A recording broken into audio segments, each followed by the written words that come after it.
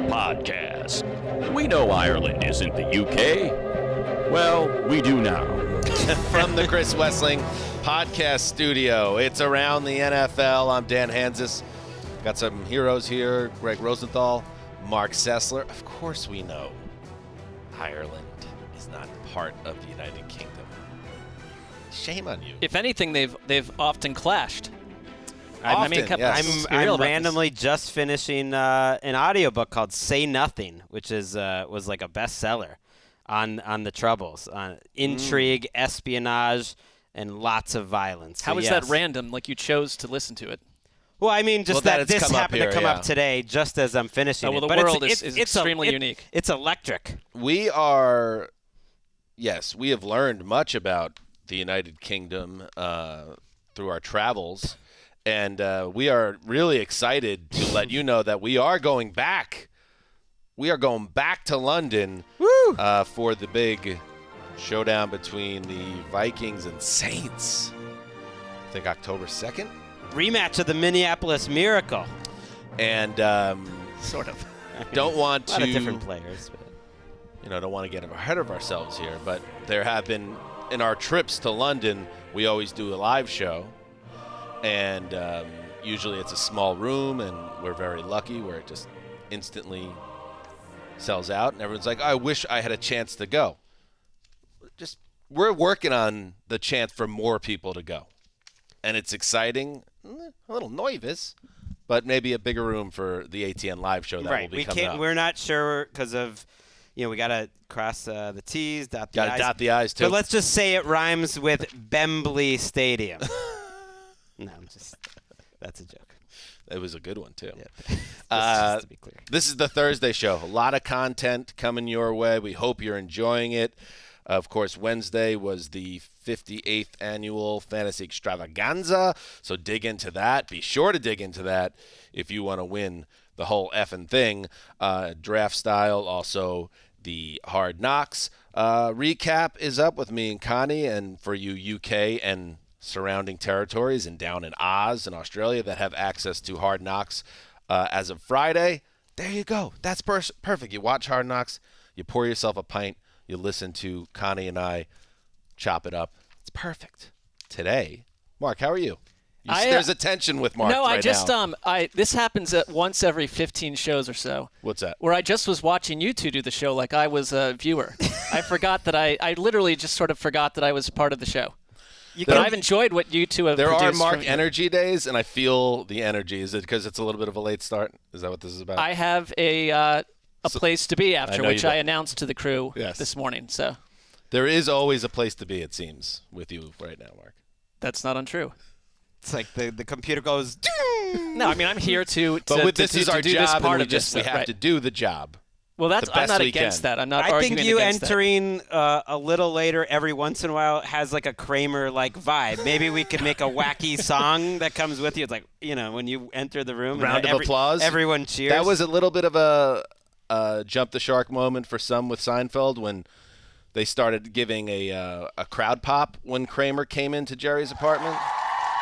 So, but maybe, we're at the stage where we may be jumping the shark, so maybe Mark gets the applause. Have jumped. Maybe this is the time. Let's work on that. 10th season of the Around the NFL podcast. What a celebration. Unbelievable. Coming up, it will be our 10th season doing this show.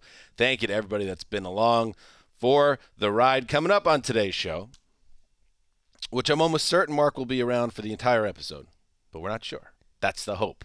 Yes or no?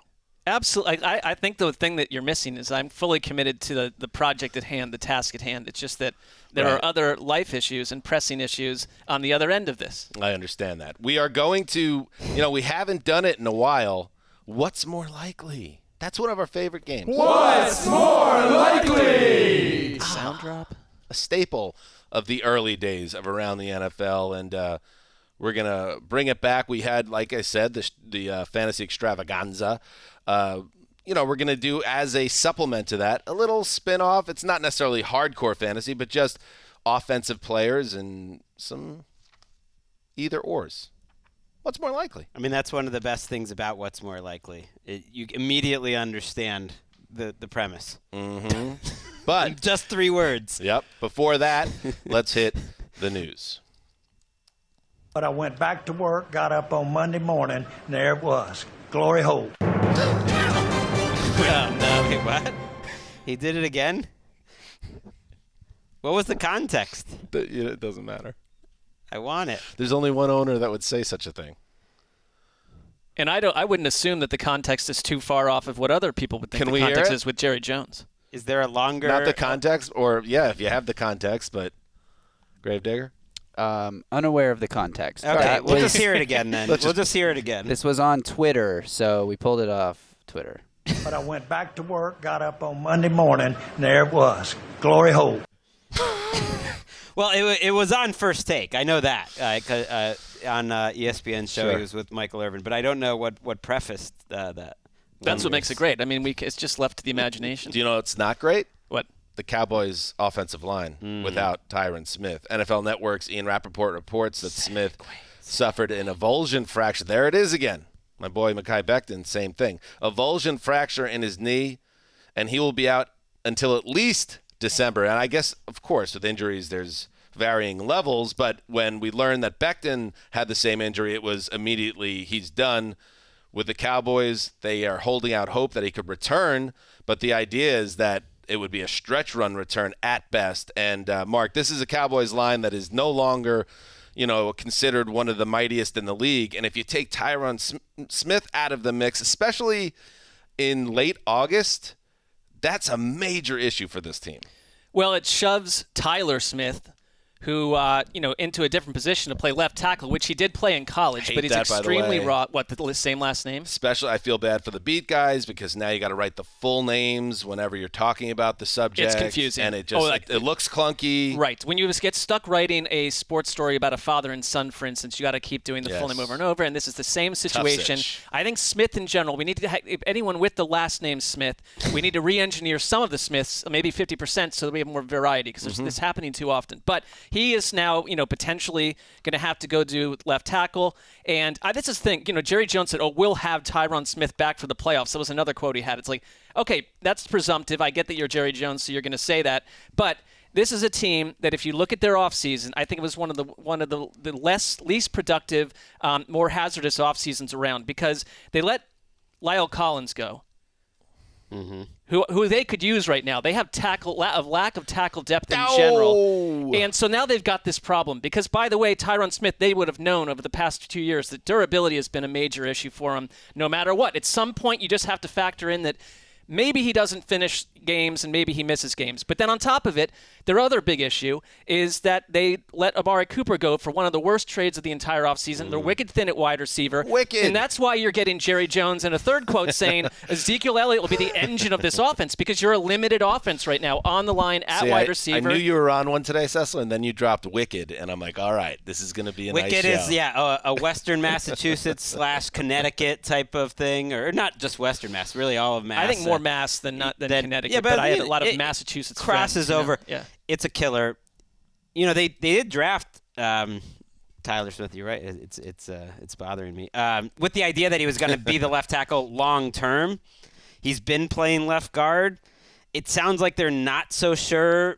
At least the reporters who cover the team the most closely aren't sure whether they think they can trust him. They have Terrence Steele who was there, but he was a swing tackle before, and you were hoping he was going to be a starter. And there are potentially some players available. Isaiah Wynn is a guy on the Patriots who was drafted in the first round who's played pretty well. That supposedly makes a lot of sense. Might be available. And you mentioned that Cooper trade. They have among the most amount of cap space in the league, the Cowboys, which is bizarre because they could absolutely fit Amari Cooper in. But they could afford to give up a real draft pick for a guy like Isaiah Wynn, and I think the Patriots would probably take it. And if you're especially the Eagles, but also the Giants, and you're getting ready to take command in Washington, you see it. It is there. That division as we all know, excited to really go ahead and start to take command. Wide open. And the Cowboys, I won't write the Cowboys off. I think it would be foolish to do that, but it's absolutely now within the range of outcomes for them to really take a big step back when you now factor in the Tyron Smith issue. It's there. And I know he missed a decent amount of games, but the people that are really into covering line play said it was a return to form for him last year. He ended up being second ranked according to PFF.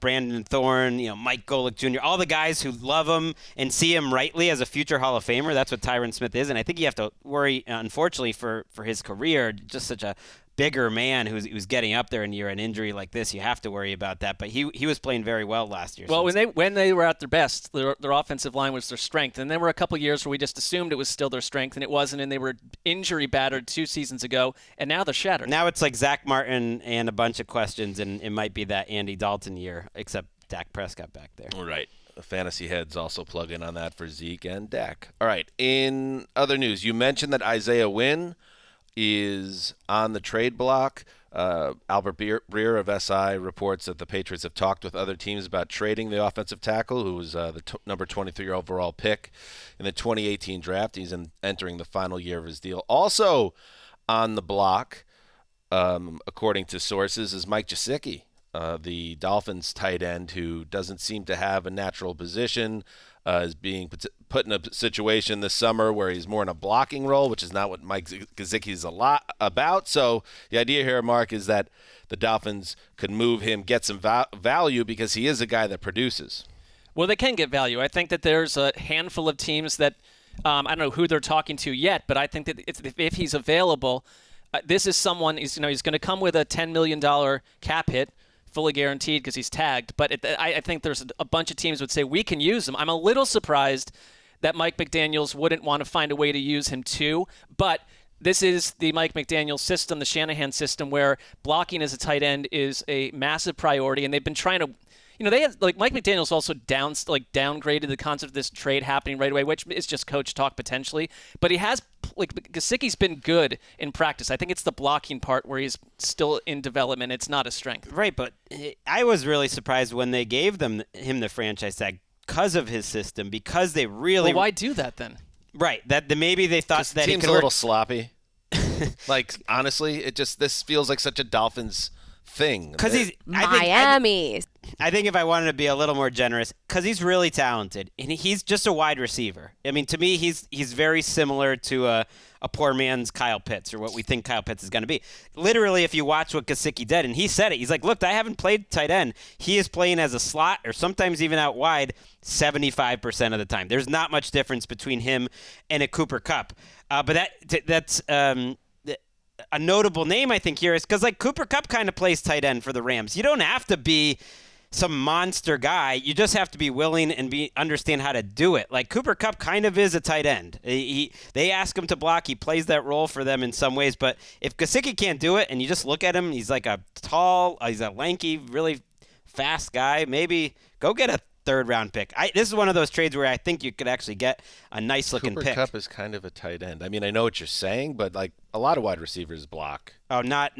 I don't think they do in the most hardcore of that system, where there are a lot of times it's him and another tight end on the field, and they're asking him to block down, and not that many do at that sort of level. I threw out the Browns as another team I think could use him, or as a team. The Packers, I think, could use him. They have cap space. The Panthers, if the Cowboys wanted to get weird and have 2 franchise tag tight ends on the same team, they could use a receiver. All right, the Chargers, they need some things to break their way. It can't be another year where the Bolts get talked up in the summer and then come down in the fall.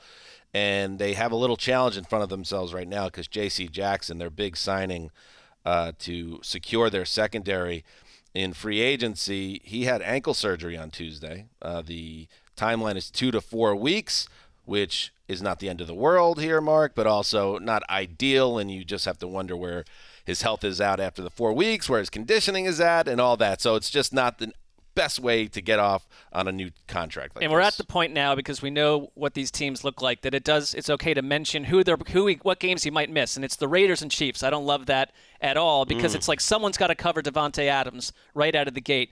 And it sounds like Michael Davis might be the one that gets pushed up into the starting rotation here along with Bryce Callahan, Asante Samuel Jr. But the whole plan here, J.C. Jackson, Pro Bowler, second-team All-Pro, ball hawk, was the perfect addition for this secondary, which, I mean, there's talent there, and there's a lot of new faces on this defense in general. So you're missing reps. You're missing a chance to kind of just be in the mix with Brandon Staley defense. And so I don't love it, but 2 to 4 weeks is better than 12 to 14.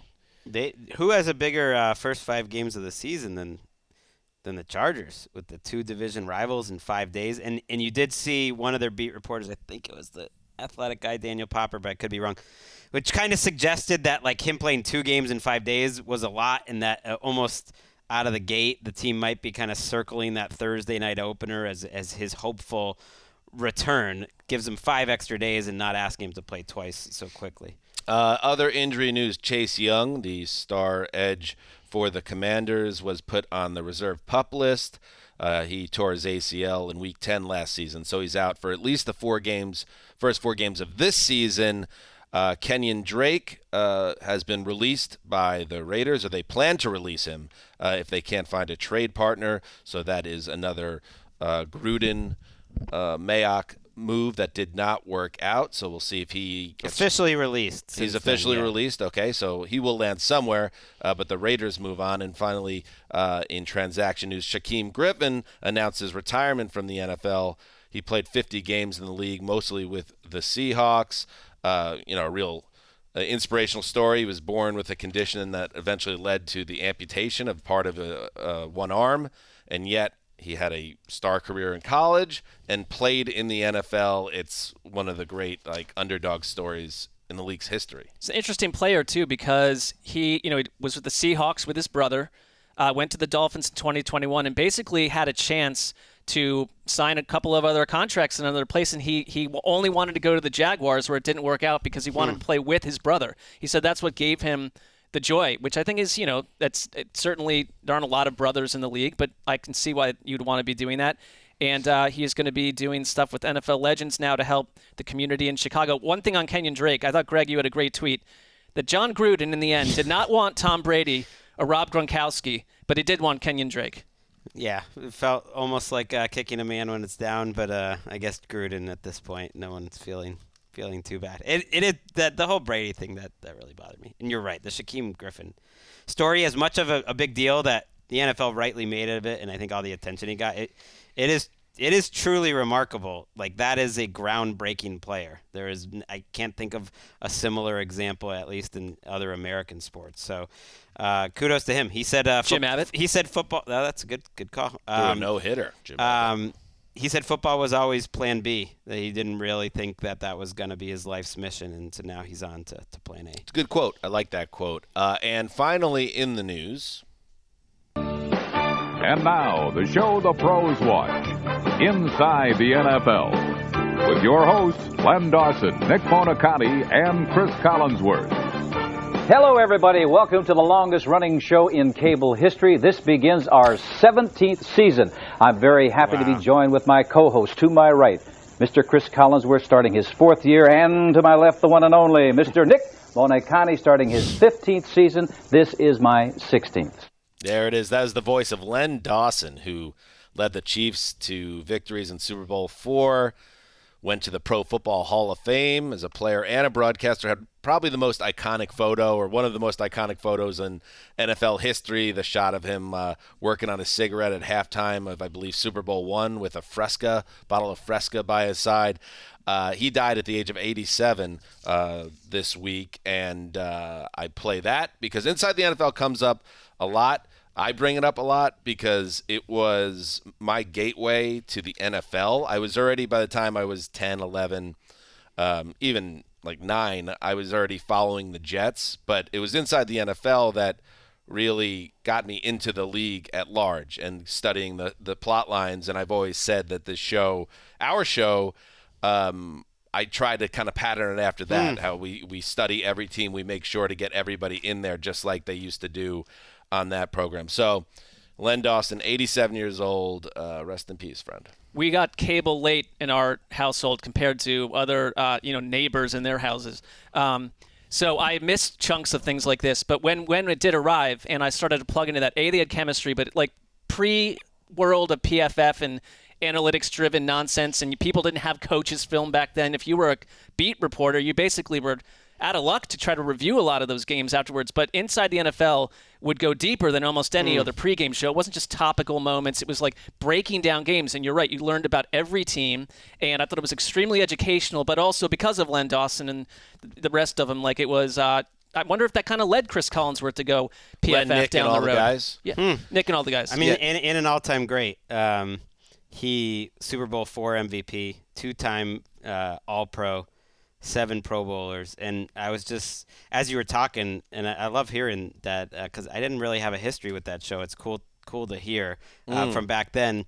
I was just thinking. Dan and I were like real tape heads. I don't know what that you was were the up to back '93 then. opener. Yeah. That was the season premiere, 1993. I didn't have HBO, but like I was thinking as you were talking too. I'd love to hear what Chris would say because he'd bring a different perspective, and it's I don't know he still lives on in this show so much, and he lives on like online. So I just immediately like searched Chris Wesseling and Len Dawson, and of course Chris has like a couple great tweets about it, pointing out that both Len Dawson and Johnny Unitas were similar in that they both were cut early in their careers and ended up being MVPs, and that Hank Stram, who of course coached Len Dawson, actually told Len Dawson get out of that contract for whatever team he was in. He was with the Steelers and then the Browns first. Get out of your contract. You are wasting your talents. And then he ended up becoming a great player. Yeah, it was a crazy draft. Like, so Len Dawson is taken 5th by the Steelers, who needed a quarterback big time, and that doesn't work out.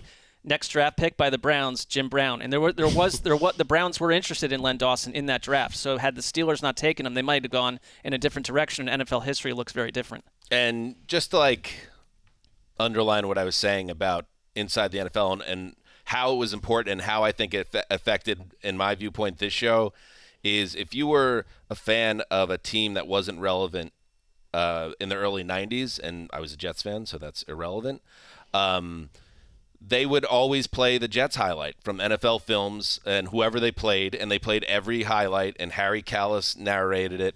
And it was just like you didn't get lost in the mix. And I think as sports media evolved, it became more and more just studying the same 8 teams no matter what, whereas that show made a pointed effort to make sure everyone got coverage. So it's kind of I find it to be like a guiding light. Just like our Sunday night recap. I know people get mad at us, like, oh, you cover more teams than others, you talk about the Jets too much, or whatever, and all that. Yes, that's naturally part of it, but we make a big effort to make sure every team gets coverage. I think you're making up for those many decades of Jets irrelevance on this show. Trying to So you're giving them balance kind the of scales. That's what I'm going for. Yeah, I hear that. You know. Speaking of all 32 teams, we're doing a little around the AFC and NFC next week, Monday, Wednesday. I like it. Good shows. All right, let's take a break, and then we're going to do a little What's More Likely.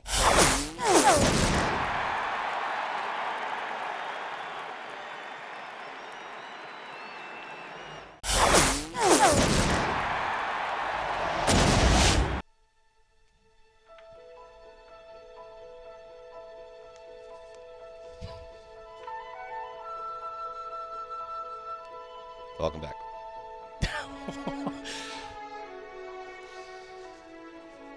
We will be getting to What's More Likely in a moment, but I just want to share something with you.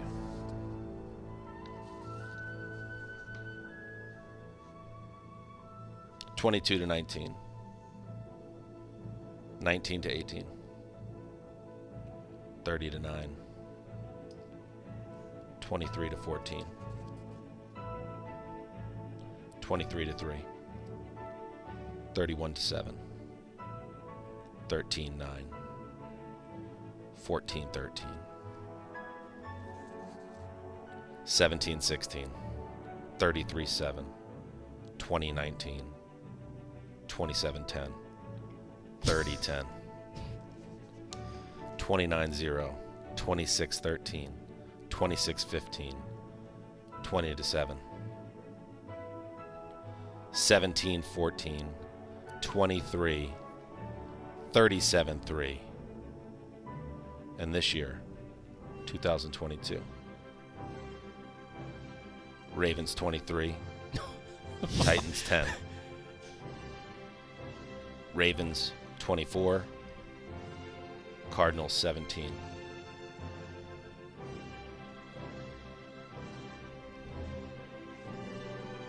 Ravens Commanders this weekend. The record books are being written every week. Ravens, fly, fly, fly!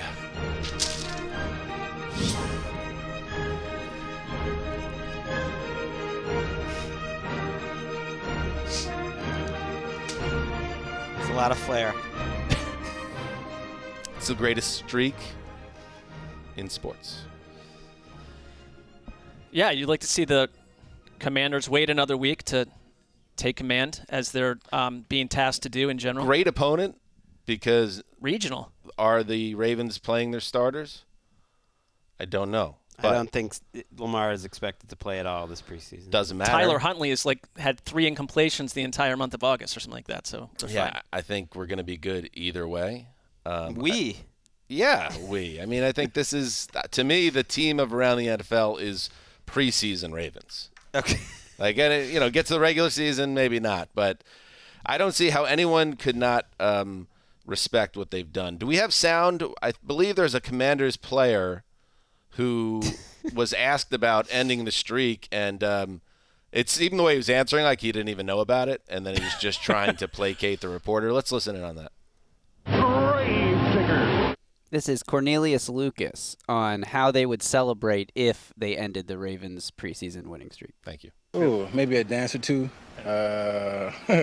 Maybe, I don't know, some celebratory chicken wings. I don't know.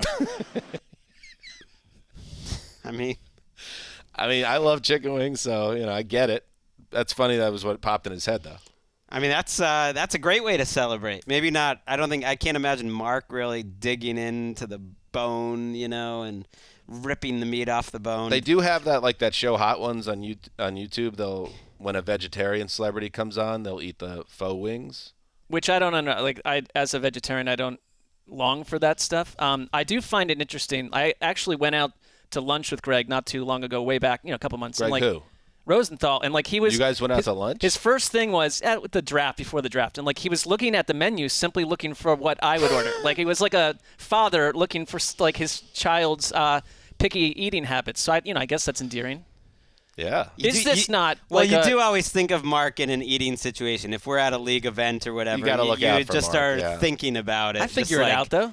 I typically figure it out. He's in a tough spot. He's always in a tough spot. I reached out to our research department for some more Ravens info, some historical context, but didn't get a response. So maybe not everyone cares as much. Is this not in a way? And I do think this is the best Hard Knocks season for me. I've had the most fun watching the Lions of anyone I can remember. But why not plug in on the Ravens during this streak? This would have been incredible to watch. Behind the scenes, how they emphasize it. It's important to them no matter what they say. I think it's a good point because I was thinking about that. It's something that's a constant talking point in that building now. Yeah, you just catch these other teams off guard. Was it 4? What I would say if you this is what they should do with preseason games in general, is you start the game with the worst players and you add better players as the game goes on. So you stick around forget everyone bails on these games 12 minutes in. By the fourth quarter, you've got Lamar Jackson going against Carson Wentz tonight. But in general, why not, if you're the Ravens, if things on the edge here, you just insert the entire first team in the third, fourth quarter. I think it's going to get to that point. Yeah. I think this matters. If they win this game and they get through another year, I think they're going to start changing their strategy to really see. It's going to become a Harbaugh thing, when he thinks about his legacy. Oh, I think he's thinking about it already. Although, not that he's going to play his starters or play different players. In fact, no, that's what's happening they're playing next year. I think they're playing less than ever right now, just because he's kind of following. So's the rest of the NFL. They had all those injuries last year. He said that was his main goal, was just not getting hurt. All right, so good luck to the Ravens. I just want to see it go on forever. Let's hit it. Let's do it. One of our favorite games. One of the flagship segs of ATN. Live from the Chris Wesseling Podcast Studio in Inglewood, California, it's America's favorite game show. What's more likely? Beautiful. That was good, Graver. Nice work. Graver, I got to give Graver props here because I asked him to dig out the old drop that our old friend, the Gold Standard, had recorded once upon a time, but he said live from Culver City. I had it updated. No, I got up. Yeah. No, I think we need to be refreshing, things as we go. Can I also creatively offer engaged. a quick update to something earlier in the show, because Sean Kelly did something pretty masterful behind the scenes as well. And I realize it's not related to the segment, but I think people are curious. The context of the Jerry Jones glory hole quote. Yes. It's too late for this. Was that he was comparing how hard he works in life to reaching what he called, in quotes, ever elusive glory hole. Which apparently means a period of bliss in life following years of hard work. I'd maybe alter this. I'd maybe go with a new catchphrase for that period in life at this point. I thought it was maybe if we were looking for an alternate definition, maybe it was the sun coming through that open hole in the stadium in Dallas. Yeah, open hole for sure. I think that's a nice way to look at it, Greg. I think if you're not around your children and you're not sure what it is, if you type it in and just click into the Wikipedia page, it'll tell you everything you know. How most people see not at work that term. Though. Please, not at work. Not at work either. All right, now let's get into it. What's more likely? It is. You should understand what it means. We're gonna lay out two options here, and the rest of the room is gonna say, their opinion.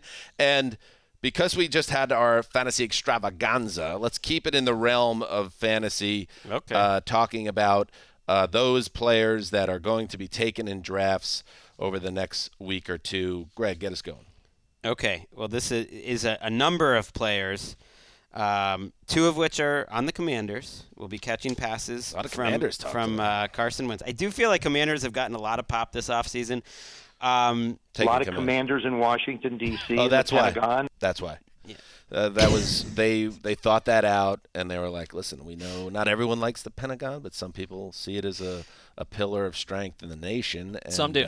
In defense. So all right.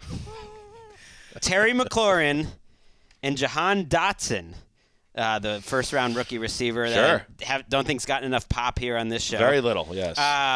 Both go over 1,000 yards this season, or stop it. Michael Thomas and Chris Olave of the Saints both go over 1,000 yards. In each case, we've got Ohio State and a rookie teammate. What's more likely? Wait. That's right. Yeah. We're a little rusty. It's been a while. What's more likely? This is easy for me. Okay. I mean, neither.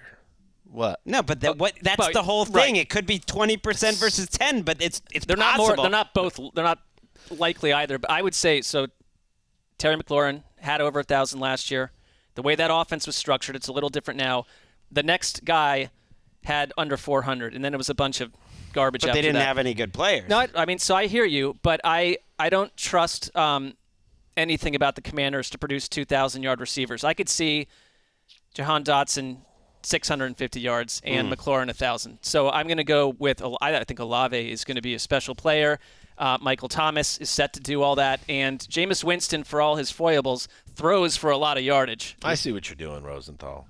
You're always looking for a way to hype up your Saints. So this allows us to speak positively about their offense and the ceiling. Is he that Machiavellian? No, I was more like I want to talk a little Dotson, but go on. But you know what the answer was going to be. You thought this room was going to say Carson Wentz is going to fire off 2 1,000-yard receivers this year? I didn't think it through that much, but I think it's close, and I think I would go with McLaurin and Dotson. Well, you do like McLaurin. I'm a little higher on Jahan Dotson, who's getting buried in these fantasy drafts. And I know you shouldn't trust everything in these practice reports and preseason and stuff, but among all these rookie receivers, I think some are struggling to adapt. From day one, it looks like he's the dude. And some people I respect really believe like he's the dude. And if these two guys are the best two receivers on the team by far, I think they got a real chance. And to me, Thomas is a risk. And Olave, it might be the third receiver there. I think it's close. I mean, Olave's had a great camp, too, and looked sensational. That's fair. The Thomas injury risk is probably the part. I'm interested to see Winston in a full season. He's a guy that's thrown for 5,000 yards before, so if they feel comfortable letting him sling it, that's obviously going to open up a lot of targets and ability. Okay. So I think that to me is more likely. Fair enough. So that's where I'll go. On that note, since you mentioned the Saints, I wanted to play into that excitement around New Orleans and their offense. And I also wanted to talk about the Colts, Carson Wentz's former team. You had mentioned that I had taken Matt Ryan in fantasy drafts before, and I always lamented that. Well, you mentioned it probably 40 to 50 times. Yeah, like the idea that, like, you know, unless it was like one season. It was like our entire 2017 or whatever year that was. Unless it was that one season with Shanahan where they almost won the Super Bowl, I felt like every year Matt Ryan was throwing 26 touchdowns and 12 interceptions. So let me ask you this. What's more likely? Matt Ryan throws more than 26 touchdown passes with the Colts this season, or Jameis Winston throws more than 20 interceptions? Oh. What's more likely? I'm going to go Matt Ryan because, I don't want to slam on my guy Jameis here. And to be fair, he's played many seasons in the NFL. What was the number, 26? 26 touchdowns. Or 20 interceptions. He needs to throw 27 touchdowns, Ryan. If Winston throws 21, yeah. Okay, which he's done 6 times. Matt 6? Ryan. He's thrown over 20. I thought you said Winston is No, that was where I was going. No, it's like everyone only remembers that one season. Not that Jameis Winston, I would say, was careful and was had a low number of interceptions, but he only went over 20 once. 15, 18. He was suspended that one year, had 11, 14, and then 30. I think it's a conservative offense. Also his last full season. He has to stay healthy. Right. He has to stay healthy for it. You got the Dalton-essence there. This doesn't come off the tongue great, but I think Matt Ryan with Frank Reich could do it. I'd agree. I think he maybe tops it by 1, though. I don't see Matt Ryan throwing 34 touchdowns with the way their offense is structured. And I know that they've talked about Jonathan Taylor not being used as much as he was last year, or that Frank Reich would rather they be more balanced. But I think you're just going to lean on your strength and hope that Matt Ryan does what you'd hope he would do, which probably is throw about 27 touchdowns. I mean, speaking of renaissances, let's have a Frank Reich in the red zone renaissance. This guy dials up plays, to me, as well near the goal line as anyone, and I think these two are going to be a beautiful marriage. He's got 5 full seasons of play, Matt Ryan, since that MVP season in 2016. He's never missed the game. He missed 1 game in that time. Touchdown passes 20, 35, 26, 26, 20. So on bad Falcons offenses. I mean, they weren't, but they had some weapons up until last year. What do you think would happen? Are you allowed to answer your own? I could. The reason why I presented it because it's very tough. If I had to, I would say Winston's more likely. Okay. That would be my guess. All right, you're up, Mark. All right, here we go. Steelers rookie wideout George Pickens compiles more fantasy points than Chase Claypool. There are reports that he's been in on 2 wide receiver sets where Claypool is not, so I think he's going to play. It's a possibility. Or Falcons rookie Drake London sports a higher fantasy output than either of those players. Or Treylon Burks winds up flatlining all season long, coming in under what Anthony Schwartz did a year ago as a rookie in Cleveland, a 10, 135, 1 line, a meltdown that leads Gravedigger to throw himself into a crumpled ball on his carpeted apartment floor, leaving Jessica to sit behind him, petting his forehead and feeding him spoonfuls of Chinese takeout, General Tso's chicken, and sips of PBR out of a can. Well, I think – go ahead. What's more likely? All right, I guess, Justin, you should maybe start with this one. Well, the Treylon Burks scenario seems very far-fetched to me. Parts of it. Where are we now with – I've lost track ever since I was like the fan base came after me. Where is Burks right now? What is the vibe around him late now at the end of training camp as we get to the last preseason game? Well, there's been some reports, and Mike Vrabel said this, that he was running so late into those preseason games because they want to test his conditioning and make sure he's in shape to play a full NFL game, as opposed to just playing with 3rd and 4th stringers, and that indicating his position on the depth chart. But he did leave practice early on Wednesday this week, and then he didn't practice today, Thursday. So this was the last day they could say that all they want. He's out on the field, and they're taking other rookies. We mentioned Kyle Phillips, who looks like their slot receiver, a 5th rounder, off the field. I appreciate that they're supporting him publicly. They should, and they should be getting him ready for the season. But it'd be a surprise if he was starting to start the season at this point. He won't. He most likely won't start. I mean, it's going to be Robert Woods and Nick week Westbrook. One. It's not the end of the world. But 10 for 145 on the season, I think is pretty low. Yeah, that's ridiculous. Plus, Mark, he does this in his sandwich props, gets so specific. I mean, if it ends up being beef and broccoli that she's spooning into his mouth instead of General Tso's, or if it's like, I'd order the dinner. Like an import, it's like a Kirin beer instead of PBR, then it doesn't count. Like everything's wrong. Well, there were 3 options. So and I'm going Pickens because that one seemed likely. Quite likely Once to me. we hit the third one, my head explodes. Right. And I like Chase Claypool better than other people, though. I think Claypool could be a breakout guy with better quarterback Made a play. big play last week, too. So you're basically being asked to choose between Drake London, Pickens, and Claypool, and I'm going to give the slight edge of that 3 to Pickens just because I honked about him before the draft, and so you root for your own takes. So Burks is the most likely. He just has to clear 10 for 145? No, but then... And eat chicken or something? No, he would do that. He would be under. He would be He'd under. have to go under. It's ridiculous. 10, 135 or 1. That's ridiculous. It's not if he cannot I guess play. I'll go with Pickens. Okay. So the initial... But it could be Lo Mein, it could be Bud Light, and then it's over. I prefer orange chicken, to be honest. Greg, it's just a game. It's just we're just passing the time. I'm just saying that's how I'm going to answer So it. the initial reporting that was out there that led to Zeuser in the power rankings putting it out there that maybe he was a little behind where they'd want him to be, and it's not the end of the world, but it doesn't seem like he's blowing the world up. And then the entire Titans fan base, it seemed, came at me for saying that reporter was lazy and stupid and didn't know what was going on. That reporting doesn't seem so bad about 3 or 4 weeks later. Well, so shout out to my buddy Mike Herndon, who had the initial tweet that Burks ran a route, like didn't finish a route and was being coached up to like run through the whole route, and then like had to be like adjusted where he was lining up on one snap. Roto World turns that into a blurb that Burks is running with the like second and third string and doesn't know how to run plays, and then it took off from there. Although your friend has to realize each tweet is sort of taken as its own universe. So if he's going to just put that he needs to be corrected on routes, he has to understand that might get reported as a thing. Gravedigger, what is the slick thing you're wearing on your right arm there? If we can go back to the shot of you. Oh gosh. Oh, this is just like a little ice pack / padding for my. I have some nerve issues. It's nothing really worth. Maybe too personal of a question. Yeah, very personal. But is he playing mostly with the second and third team offenses, or mostly with the first?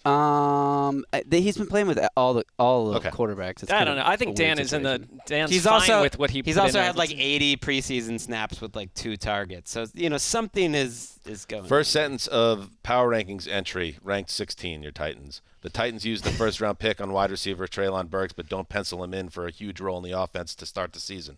That's perfectly accurate. Right. Who's penciling him in for a huge role right now? That person's got to question themselves. I don't even think the writers over at Broadway Sports Media, the Titans site that Justin runs. What? Like I found out that Justin helps run an entire site. No, I used to, and then when I got this job, I had to stop doing that conflict of interest stuff. Okay. But yeah, I did build that entire. The CEO I didn't realize that. Corporation to corporation. I didn't know this. You got another one, Greg?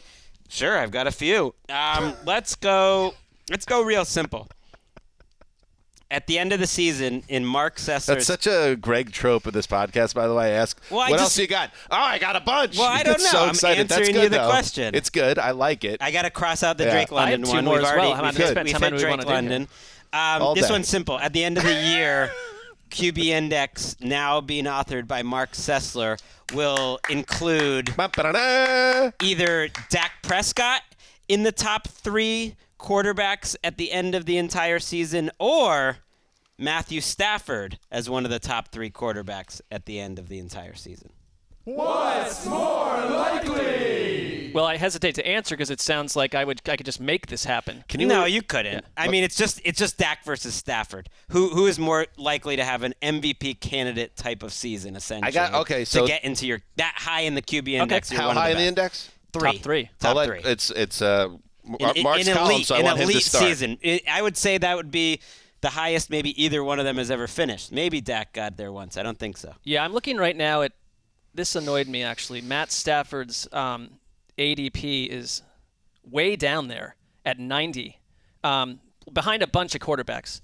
I think for me it's very clearly Stafford because I just don't really – we talked about what's going on in Dallas. You've got a lack of wide receiver talent right now, and an injury could crush him. Your offensive line is a couple injuries away from being substandard. The owner's obsessed with Zeke Elliott being a focal point of the offense. I mean, just like where we are right now, and listen, Stafford has the elbow thing, but I'm not overly concerned with that at the moment about missing games or really even affecting his play.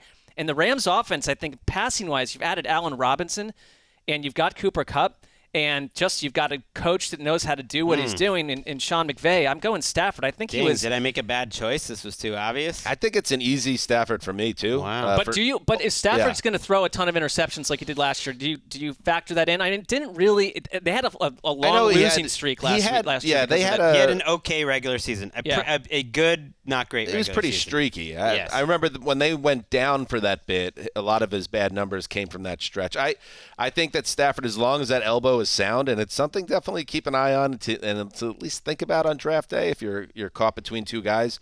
But Dak, this is where it's a little bit different with the QB index, if I'm not mistaken. Having been the only around the NFL cast member now never to write the column, but well, what if like a brick falls out of a building and lands on my head? I wouldn't write one either. If I did power rankings and QB index, my head would explode. So, but I'll say that like Dak could put up bigger numbers than anybody this year if the season goes a certain way. And you're evaluating like who. But is that what QB index is? It's evaluating who's playing the best. Right. So it's not. It's Stafford, not just I think, numbers. is going to be lights out in this offense this year. Yeah, I think it's a good 1-2 punch though, because maybe it should have been Burrow Stafford. All right. He's a top 10 football. I do think insider. there's like at least a chance Stafford is consistently better than he was a year ago, which hasn't gotten a lot of hype for that, where he could have a year or two under McVay and it's even better, and that would be scary. He got better and better in that offense, and now he's grasped it on a full offseason. Let me ask you a question, Mark, on a professional level. What will you bring to the QB index that will improve it from where where was Gregg's index lacking? What are you going to address to improve the product in your mind? Good question. I think a very tough question because, first of all, Wes had it before Gregg. So I think, we're talking about two icons. Sure. I had it before Wes, too. Right. So it's very confusing. Potato. Yes. I mean, I'm going to view it as an experiment to put my own This is like a house into it. on the shore. It's a beautiful house on the shore that keeps on getting sold, and it's just like, why does this house keep getting flipped?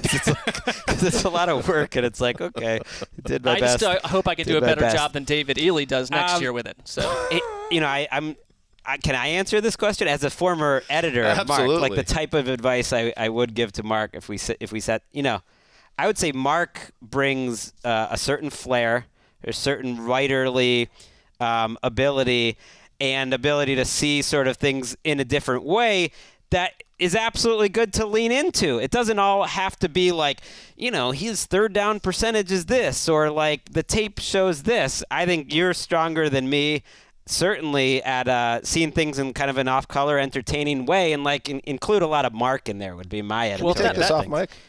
Well, that means a lot to me. You guys get another lunch together to chop this up? Don't you think that was? I'm just saying. All you have to do with Dan is tell him that we went and did anything without Dan, and Dan is going to be. No, well, I don't know. I don't remember you guys having a lot of lunches together. That's why. There haven't been a lot. Yeah, it's not a consistent thing. Maybe it's time for another one. It was at the draft. We would like it you took me, to. I was like, we got lunch together, but now I do remember. Yes. I will throw us to break now, but before we do that, you mentioned Ely, the Flashpoint series that included, which I thought was just gangbusters work by whoever was behind it, the testimonials to the product, the Flashpoint product. I reached out to certain people in the newsroom, and Ely really respected the process of booking the role. I just want to play this for you. All right, this is David Ely reading for the role of Around the NFL podcast drop. These guys get it. These guys get it. The guys that get it, and these guys get it. These guys get it. These guys get it. All right, and one more as a throwaway. These guys get it. That's a real voice actor. He's giving you a lot to work with. Although the throwaway was exactly like the rest of them. That was a little more playful. The middle one was the one where he did a little improv. Yeah, I like played that. with the dialogue a little bit. Yeah. He did. I was, in the office when you were Did filming you use them? Did you use any? I hope Sure, so. One of them. Okay. He booked it. He came bouncing into the newsroom after recording that and let me know that he had taped something. I said, I'm assuming this is some sort of segment destroying me that's going to be. He's like, no, actually, it's like you're on the right side of history. And then he went bouncing back to his desk. He had a fun time. His Instagram stories are often like travel logs where he's like pretending to be a travel host. So check that out if you're into his work as a voice actor. Do you guys want to hear something else insane? I reached out to 5 different people at the company to record a line, including Sean Kelly, who we love behind the glass. Sean Kelly's the only one that took that to mean for him to dig out some AI voice modulator to create a fake voice. And I thought Flashpoint is simply awesome. And I said to Kelly after we were doing the Hard Knocks podcast, I was like, wow, that was actually pretty cool. It didn't even sound like you. He's like, oh, I used an AI bot. I was like, what? How is that possible? You didn't take that as just record something and send it. But Sean, I just want to say, you did go the extra mile, so I do appreciate it, but that was kind of insane. I really appreciate it, Dan. Thanks. When you said that, I thought, I was like, he wants he's going to get a bunch of generated voices. Randy Chavez behind the scenes, who also has a lot of great social for the pod, does a lot of generated voices. So I'm just like, I'll get a generated voice, and I did, and you wanted a real one, and that's it. On like Instagram or TikTok when they got Justin's the generated trying to make me voices. finish up, so I'm sorry. All right, that's it. No idea what you said, Sean. You said it so fast, no one could possibly. If you're listening to this podcast on 1.5 speed, good luck. It's over. All right, thank you, Sean. I appreciate your effort always. Let's take a break and do a little bit more.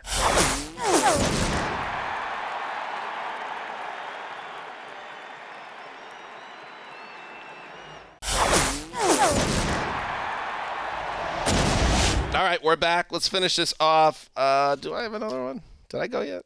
No. I think it's my turn. Is it? Yeah. No, you went third, didn't you? Yeah, I go second. Oh. Nice try. Well, you're asking if you even have one, so I do. Yeah, I got one. I could have given you space to create one. Well, Greg has a lot. That last 20 seconds is where you hope to be on 1.5 speed. Just get through it a little quicker. That's true. How about this? A lot of Kyle Pitts love in the fantasy community. Obviously, he jumps off the page. He jumps off the screen. He went through year one as a rookie, so now he's comfortable in the game, and he still put up, I think, close to 1,000 yards. This could be the year they think, depending on quarterback play, of course, it's always depending on that he could become a monster because he has that ceiling. Now, Kyle Pitts, TE3 in fantasy. And remember who we're talking about. There's some giants in there. There's Travis Kelce, Mark Andrews, Darren Waller. But he breaks into that group, that top 3, and displaces someone. Or my boy, Elijah Moore, becomes the first 1,000-yard receiver for the Jets since 2015. So 2 second-year players with a lot of upside. What's more likely? What's more likely? That's really tough because I think both of these are very likely. Like, I am very bullish on both of these things happening. I think Kyle Pitts could go for like 1,400 this year and be an all-pro. Yet I am picking Elijah Moore because I think the bar is just lower there for him, and I feel really good about both of them. I think Elijah Moore you can't teach how he gets open. I think he's going to end up being the clear number 1 there, at least in terms of production, in terms of consistency week after week. And I feel like that's a pretty low bar here with 17 games that he's going to safely clear. And with Pitts, you just never know if Andrews and Kittle and like 3 of those guys have monster seasons. Even if Pitts was good, maybe he could be TE4, so I'm going Moore. Yeah, I think it's like the other tight ends make it tougher on Pitts. Also, I mean, Marcus Mariota, Desmond Ridder, I think there's going to be a lot of like weirdness where they're running the ball a ton, and I'm not sure that he's set up for that monster season, but being a tight end, and being who he is, I don't think that's improbable. I'm going to go Elijah Moore, though, because they have quarterback issues as well, potentially. We just don't know who Zach Wilson is. It may be better if Joe Flacco's in there for Elijah Moore for a while. But, he had 538 yards last year, playing only in 11 games. It just sort of the math tells you that if he plays a full season, I think I'd ticket him for 1,000.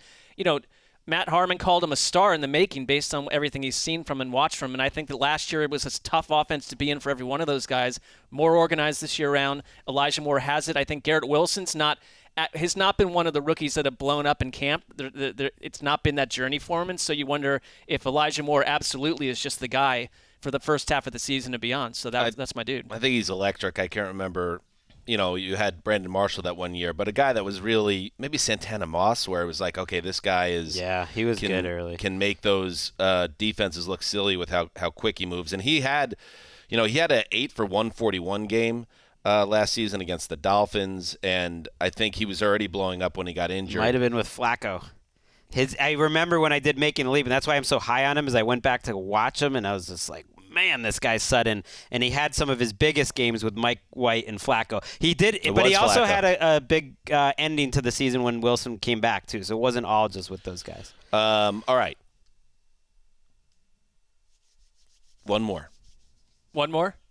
I mean, we could stay here all day. No. I think Greg has one that he's pumped about. I'll do one more. I got a few. Let's just keep it simple. Second-year quarterback. It's actually my turn, though, Greg. So you're gonna keep it simple by listening to this. I wanted to see. You shouldn't have said anything. I wanted to see if how far we could have taken that one. This is about someone that you like, though. Sort of for you. Tom Brady. That guy notches 40-plus touchdowns for the third straight season in Tampa Bay, operating as a fantasy god and sticking the landing on a high-octane January playoff spot. Or Tom Brady, nestled inside a depressing autumn, struggles behind a rough-and-tumble offensive line and pumps out a sub-30 touchdowns and 15-plus interceptions. Wow. The Bucs. What? Hold on. The Bucs. You think I'm just going to end it there? The Bucs finish 9-8. Gets slammed in a 35-7 wild-card loss to the Saints, in which Brady throws a disastrous pick-6 before the half that sees Marshawn Lattimore dance 98 yards down the sideline to carve out a 21-0 lead. Well, the other one. Hold on. Video captures Giselle in a luxury suite, hammering rum and cokes and telling a gal pal, I told Tommy not to do this for another year, but instead be home and play Lego bricks with the kids. Brady retires 1 week later.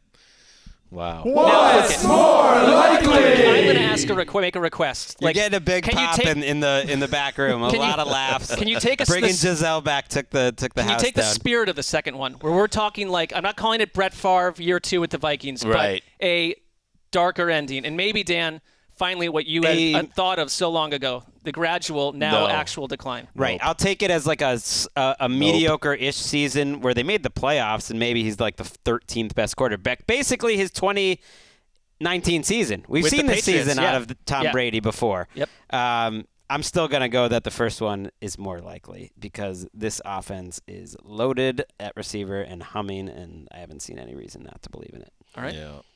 Yeah, it's funny perspective how things get warped. Even that bad Tom Brady season at the end of New England when they went 12-4 and he threw for 4,000 yards, 24 touchdowns and just 8 interceptions. He's never even thrown 15 interceptions in a season once his entire career. He's never done it. This is his 23rd season. So I don't think he's getting old. I don't think he's like other people, and I think he'll have another big year.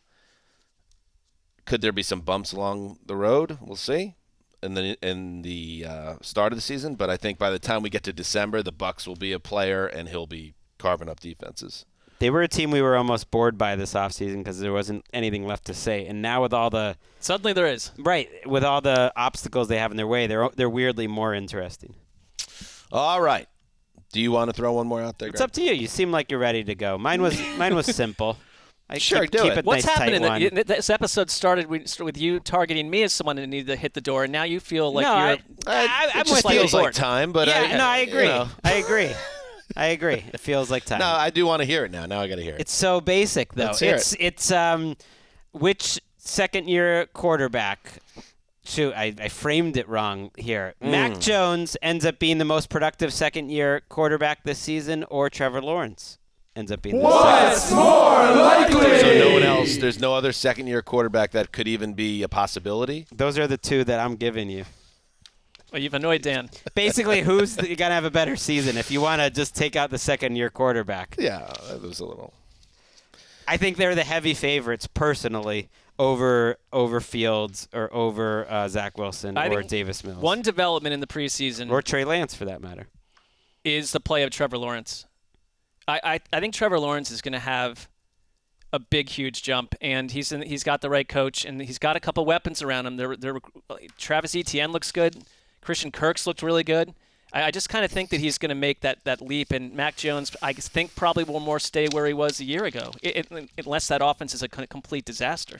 Yeah, I had a backup what's more likely that contended the possibility of Trevor Lawrence being a QB 12 this year. Wow. So that's where I'm at. I'm putting it out on the record. He reminds me a little bit of Josh Allen maybe coming into his second year. They're very different players in that he just misses a lot of throws, and that always bothers me as someone that got super into the QB index and stuff.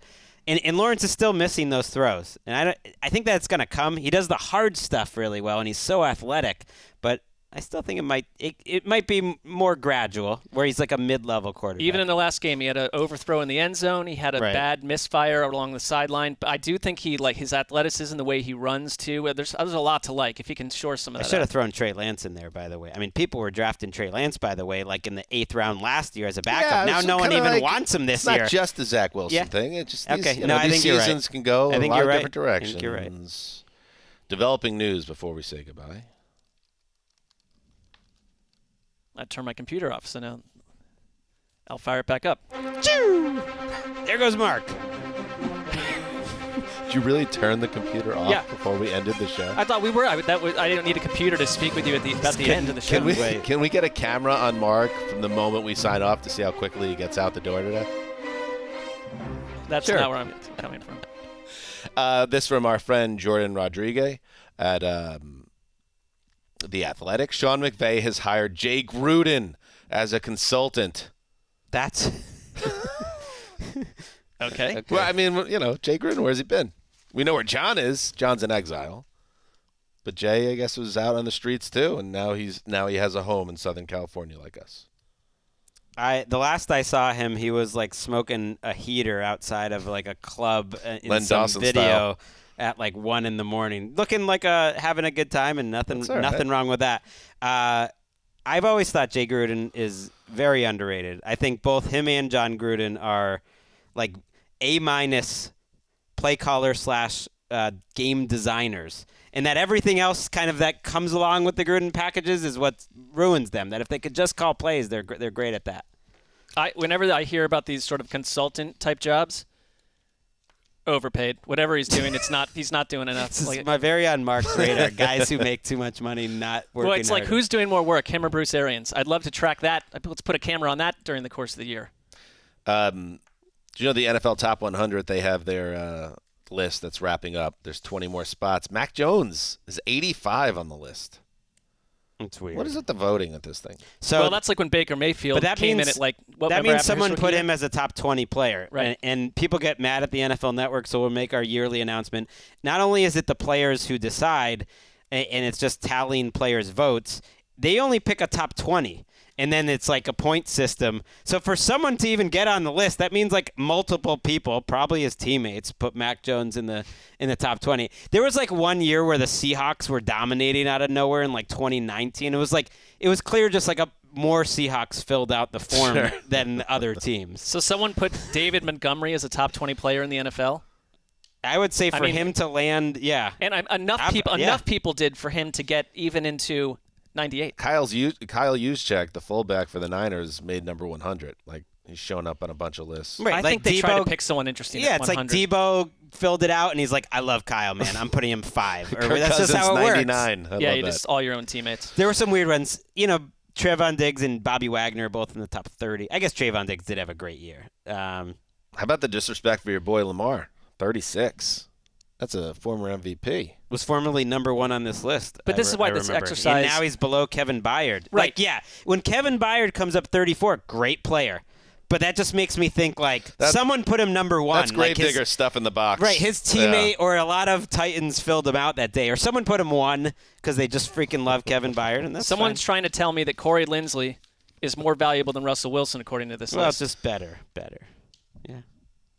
Doesn't make sense. Yeah, right. Zach Martin is always buried in like the 70s, even though he's like a first ballot type Hall of Fame guy, and he's like never in the top 50.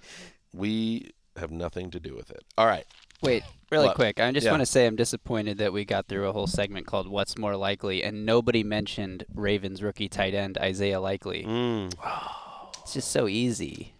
Maybe that's why we didn't do it. Maybe we all thought of it, and we were like, It's too easy. Too easy. I mean, also Never thought as a of it. producer, you could have potentially thrown that out before the show if someone wanted to weave it in if it was so valuable. I tried slacking it to Greg, but I don't think he saw it. You could have done I wouldn't have done it.